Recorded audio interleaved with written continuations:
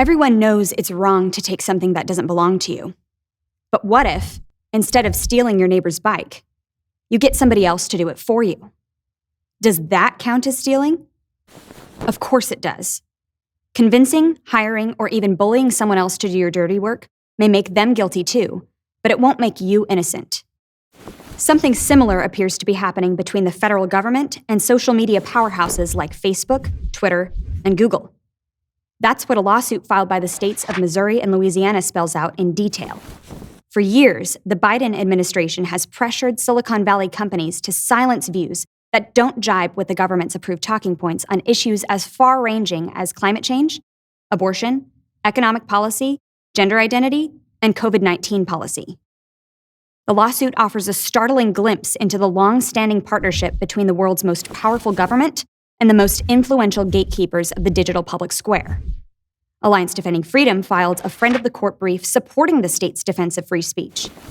In the brief, ADF attorneys note that then White House spokeswoman Jen Psaki openly stated that the administration was flagging and reporting posts it deemed misinformation to Facebook, Google-owned YouTube, and other platforms.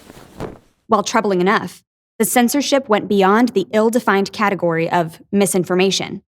In an email chain cited by the lawsuit, Facebook assures a White House official that it was also suppressing often true content that conflicted with the government's position. Of course, the requests for censorship weren't just coming from the White House. According to the plaintiffs, the CDC, HHS, the FBI, the Surgeon General, and the State Department's Global Engagement Center all pressured big tech companies to silence online speech that contradicted those agencies' policy preferences. That's also in line with congressional testimony provided this spring by independent journalist Matt Taibbi, one of a small cohort of reporters given access to tens of thousands of internal emails between social media company employees and Biden administration officials. In his opening remarks to the House hearing on the weaponization of the federal government on the Twitter files, Taibbi stated, "We learned Twitter, Facebook, Google, and other companies developed a formal system for taking in moderation requests from every corner of government. The FBI, DHS, HHS, DOD, the Global Engagement Center at State, even the CIA. As Taibbi pointed out later in his testimony, the best defense left against this threat is the First Amendment itself."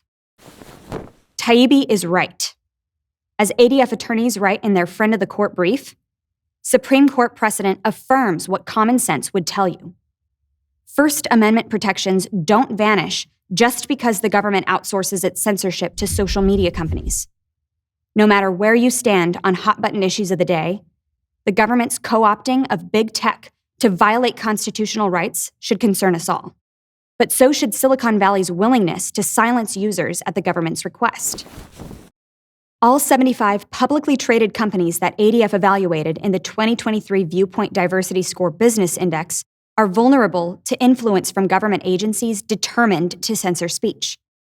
Not one provides even the most basic transparency around decisions to restrict content or access to services.